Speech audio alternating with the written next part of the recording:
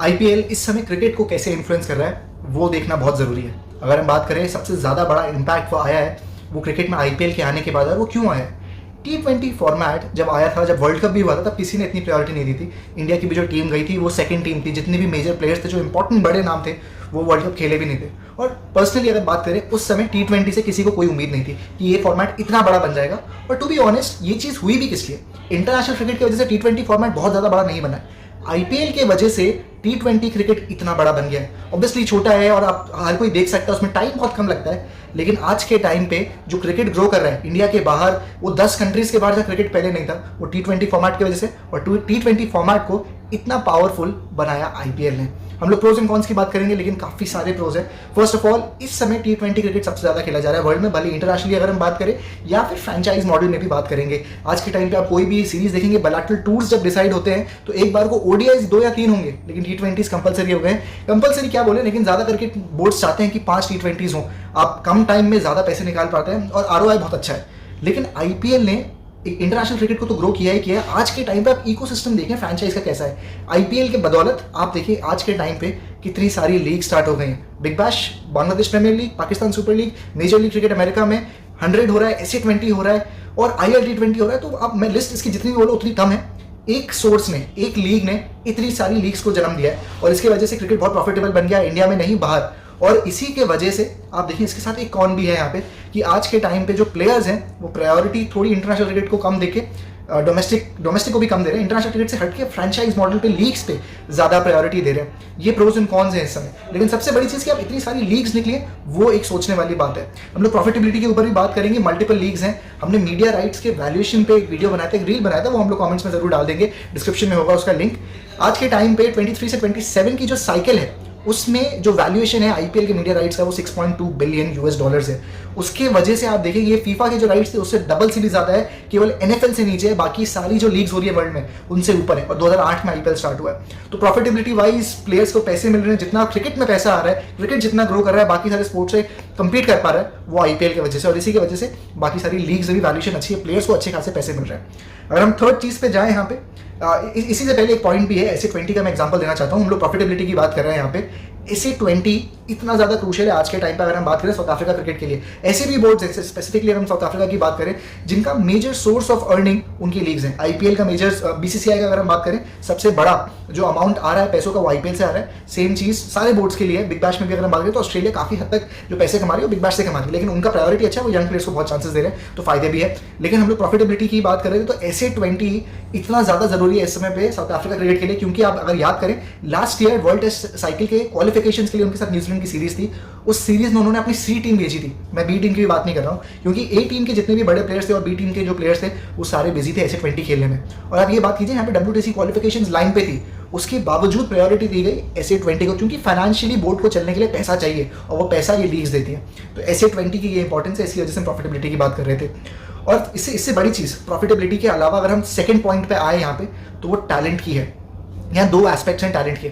आप देखें जितने सारे नए क्रिकेटर्स भले इंडिया में आ रहे हैं, शॉन मार्श एक बहुत क्लासिक एग्जांपल है। शॉन मार्श ने ऑस्ट्रेलिया में बहुत ज्यादा अच्छी परफॉर्मेंस इंटरनेशनल लेवल पे नहीं दी थी, लेकिन आईपीएल का जो पहला सीजन था उनका, मेरे ख्याल में उससे ज्यादा अच्छी परफॉर्मेंस किसी की नहीं थी उस सीजन में। उसी के चलते वो ऑस्ट्रेलिया जैसी टीम में ट्रांजिशन कर पाए। फ्रेजर मगर की बात करें जो इस समय दिल्ली कैपिटल्स में, उनका भी यही रीजन है, यही कुछ स्टोरी है कि आईपीएल में परफॉर्मेंस अच्छी थी, इसी वजह से ऑस्ट्रेलिया ने उनको चांस दिया।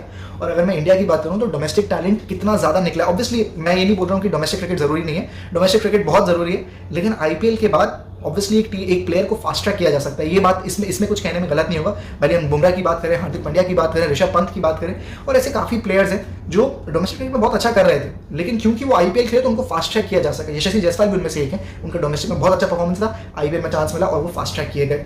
तो ये भी है कि आप टैलेंट कितना ज्यादा प्रोड्यूस कर पा रहे हैं ऑल ओवर वर्ल्ड में। अगर हम बात करें सिर्फ इंडिया की नहीं, क्योंकि आईपीएल और जितनी भी लीग्स हैं, SA20, BBL और जितनी भी लीग्स अगर हम बात करें, तो सारे लीग्स में डोमेस्टिक जो कल्चर होता है वो सबसे ज्यादा जरूरी होता है। डोमेस्टिक कोर पे टीम बनती है। आप आईपीएल में भी देखें तो 11 में से केवल 4 फॉरेन प्लेयर्स होते हैं, बिग बैश में तो केवल 2 फॉरेन प्लेयर्स होते हैं। तो प्रायोरिटी दी जाती है कि जो डोमेस्टिक का जो उनके लोग हैं, उनकी कंट्री के प्लेयर्स हैं, उनको प्रायोरिटी दी जाए। और इसी के वजह से क्रिकेट में टैलेंट इस तरीके से बहुत अच्छी तरीके से निकल रहा है। तो ये एक बहुत बड़ी चीज है, ये एक एस्पेक्ट है टैलेंट को ढूंढने का, जो नया टैलेंट आ रहा है। दूसरे एस्पेक्ट पे अगर हम जाएंगे यहाँ पे, तो बहुत सारे ऐसे क्रिकेटर्स हैं जिन्होंने रीडिफाइन और कमबैक किया है इन लीग्स के चलते। हम लोग बात कर सकते हैं फाफ डुप्लेसिस को, उन्होंने कैसे अपने को रिडिफाइन किया। इंटरनेशनल क्रिकेट से बहुत जल्दी रिटायर हो गए, लेकिन क्योंकि आप आज भी देखें लीग्स में वो खेलते हैं तो दिखाता है कि उनकी क्वालिटी ऑफ क्रिकेट क्या है। पोलार्ड ने अपना करियर रिडिफाइन किया MI के लिए, और ऐसे काफ़ी प्लेयर्स निकल के आए हैं वर्ल्ड क्रिकेट में। राशिद खान की अगर हम बात करें तो SRH से इतनी परफॉर्मेंस अच्छी थी, अपने आप को रिडिफाइन कर पाए। मुस्तफिजुर रहमान उनमें से एक है। तो केवल नए टैलेंट के लिए नहीं, जो एग्जिस्टिंग टैलेंट भी है उनको बहुत बार सेकंड चांस मिलता है इन लीग्स में परफॉर्म करके अपनी इंटरनेशनल टीम में वापस जाने का। BPL में बात कर रहे थे, जो नवाज थे, नवाज की परफॉर्मेंसेस इतनी अच्छी नहीं थी इंटरनेशनल लेवल पे, खुशदिल की परफॉर्मेंसेस इतनी अच्छी नहीं थी, लेकिन क्योंकि उनका BPL अच्छा गया तो उसकी वजह से वो कम बैक कर पाए अपनी इंटरनेशनल टीम में। और ये कहानी रही है, इंटरनेशनल क्रिकेट में कम बैक करना आसान नहीं है। यंग टैलेंट प्लस जो ऑलरेडी एग्जिस्टिंग प्लेयर्स हैं, दोनों को मौका मिलता है इन लीग्स में। तो टैलेंट की अगर हम बात करें तो सेकंड इंपॉर्टेंट फैक्टर है जो बहुत ही क्रूशियल है इस समय लीग्स में। अगर हम प्रोज की बात करें, जो फायदा है इन लीग्स का, और हम लोग उसके बाद आते हैं जो क्रॉस कंट्री जो एक्सचेंज हो रहे हैं बिलीव्स के, सिस्टम्स के, फैन बेसिस के। एक बड़ा एग्जांपल है, आज से 20 साल पहले अगर आप देखेंगे तो सिर्फ जो फैन फॉलोइंग होती थी टीम की होती थी। आप कभी एक्सपेक्ट नहीं करते थे कि विराट कोहली और AB डिविलियर्स एक टीम में होंगे, रोहित शर्मा और केरन पोलार्ड एक टीम में होंगे। इस तरीके से किसी ने गेम सोचा नहीं था। आज के टाइम पे आप ये देखिए कि विराट कोहली और AB डिविलियर्स का फैन बेस कितना बड़ा है। तो ये क्रॉस कल्चर एक्सचेंज है। इंडिया के प्लेयर्स बाहर के प्लेयर्स से सीख पाते हैं कि चलो यहाँ पे क्या कमियां हैं या क्या एडवांटेजेस हैं जिसको हमको अच्छे से सीखना है और जो हम वापस प्रोवाइड कर सकते हैं। बहुत सारी ऐसी भी चीज़ें होती हैं जो फॉरेन प्लेयर्स आते हैं। फॉर एग्जांपल जोफ्रा आर्चर आए हैं, वो राजस्थान रॉयल्स में है, मिचेल स्टार्क दिल्ली कैपिटल्स में, वो एक यंग बच्चे के साथ इंडिया के या कहीं और के भी उनके साथ टाइम स्पेंड कर रहे हैं। तो ये क्रिकेट के लिए कितना अच्छा है। तो क्रॉस कंट्री और क्रॉस कल्चरल एक्सचेंजेस है, इससे क्रिकेट बहुत ग्रो करता है। इसका इम्पैक्ट शायद आपको विजिबली उतना ज़्यादा दिखाई ना दे, लेकिन ये बहुत इंपैक्टफुल चीज़ है। एक एक्सपीरियंस शेयरिंग जो पहले इतनी मुश्किल थी, पहले इंटरेक्शन नहीं होता था इंटरनेशनल प्लेयर से, इवन डोमेस्टिक प्लेयर्स का, लेकिन आज के टाइम पे जब लीग्स आ गई हैं तो हर कोई किसी के साथ खेल रहा है। और इसी की वजह से आप माइंडसेट समझ सकते हैं, चैंपियन प्लेयर्स क्या सोचते हैं, कैसे सोचते हैं, उनका वर्क एथिक क्या है, ये सारी चीज़ें समझी जा सकती है। और ये सब पॉसिबल इसलिए हुआ है क्योंकि लीग्स हैं। अब फैन बेसिस की हम बात कर चुके हैं, विराट की और AB की, धोनी और माइक हसी आज के टाइम पे इतना इंपॉर्टेंट। क्रॉस कल्चर एक्सचेंज केवल प्लेयर्स पे रिस्ट्रिक्टेड नहीं है। आप ये देखिए आज के टाइम पे कोचेस IPL में मेजॉरिटी जो है वो फॉरेन प्लेयर्स के हैं, कोचेस हैं। आप स्टीफन फ्लेमिंग की बात कीजिए, एक अलग कल्चर बिल्ड किया उन्होंने चेन्नई सुपर किंग्स के साथ। माइक हसी इतने टाइम के साथ एसोसिएटेड है, Dwayne Bravo, Lasith Malinga, Shane Warne. तो ये काफ़ी सारे ऐसे लोग हैं जिन्होंने अपनी कंट्रीज़ के, अपने करियर्स के जो बेस्ट नॉलेज है वो आके प्रोवाइड करी है यंग टैलेंट को। भले वो इंडिया का हो, कहीं और का भी प्लेयर हो, लेकिन ये कितना इंपॉर्टेंट है और कितना बेनिफिशियल हो सकता है एक प्लेयर के करियर के लिए, ये इस समय पे एनालाइज करना मुश्किल है, बट ये बहुत इंपॉर्टेंट वैल्यू प्रोवाइड करता है। और ये सब पॉसिबल हो रहा है इन लीग्स की वजह से। और उसके अलावा अगर हम जाएंगे लास्ट की कुछ 2 पॉइंट्स में अगर मैं बोलना चाहूँ तो इनिशियली आप देखें कि जो ब्रांडिंग और ये सब चीज़ें थी या मार्केटिंग की बात करें तो बहुत गिने चुने चेहरे थे। हम लोग बात कर सकते हैं Virat, MS, Rohit, probably early eras में सौरव, राहुल और सचिन तेंदुलकर, ये सारे कुछ प्लेयर्स थे जो बहुत बड़े हैं अपने आप में। और इन्हीं प्लेयर्स को ज़्यादा करके ब्रांडिंग और एडवर्टाइजिंग का काम मिलता था। तो पर्सनल ब्रांडिंग आज के टाइम पे जितनी है पिछले 20 सालों में अगर हम बात करें जो बढ़ी है, 100 टाइम्स बढ़ी है, पहले इतनी नहीं थी। आज के टाइम पे आप ऐसे देखिए कि फर्स्ट ऑफ ऑल IPL तो अपने आप में बहुत पैसे कमा रहा है, बट IPL अलग से कितने सारे बिजनेसेस चला रहा है।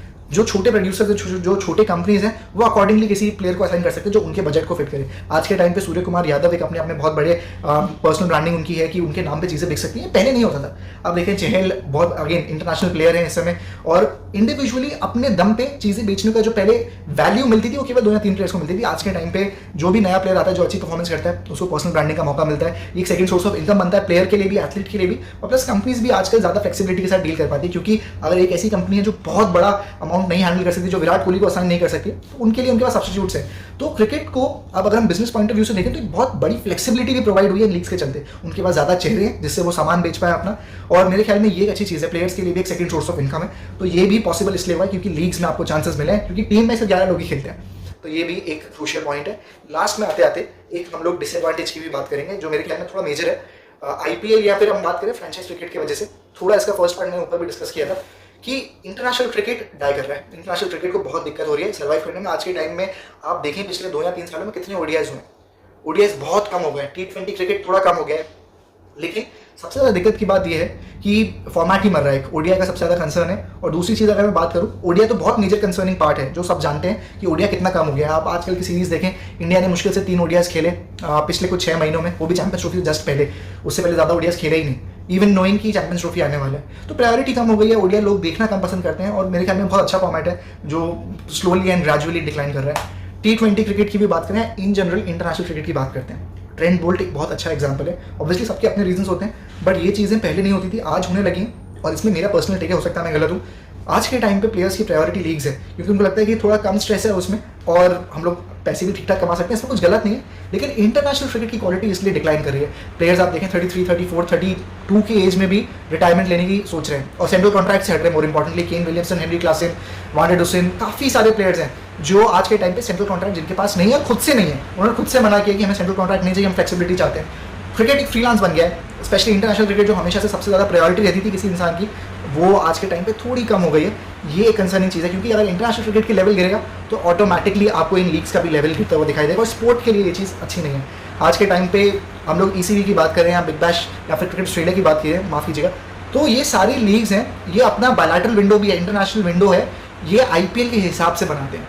तो ये देखते हैं कि हम लोग को इस टाइम पे अगर हम बात करें मार्च से लेकर जून तक हमें अपना इंटरनेशनल कोई भी बायलैटरल रखना नहीं है, इंटरनेशनल क्रिकेट बंद होता है समय, जो कि चलो ठीक है, एक बार को समझ आता है कि IPL क्योंकि इतना ज़्यादा पैसा बोर्ड्स को भी दे रहा है, लेकिन उसके बाद जब इतनी सारी लीग्स हो गई हैं तो लोगों के पास ऑप्शन होता है कि चलो ये लीग खत्म हुई, इंडिया के प्लेयर्स तो सिर्फ IPL ही खेलते हैं, लेकिन बाकी जो प्लेयर्स हैं ऑस्ट्रेलिया के, इंग्लैंड के, न्यूजीलैंड के, एक लीग खत्म हुई, दूसरी लीग में चले गए, तीसरी लीग में चले गए, तो उससे इंटरनेशनल क्रिकेट में आप देखें बहुत सारे प्लेयर्स मिसिंग हैं पिछले 2 या 3 सालों में।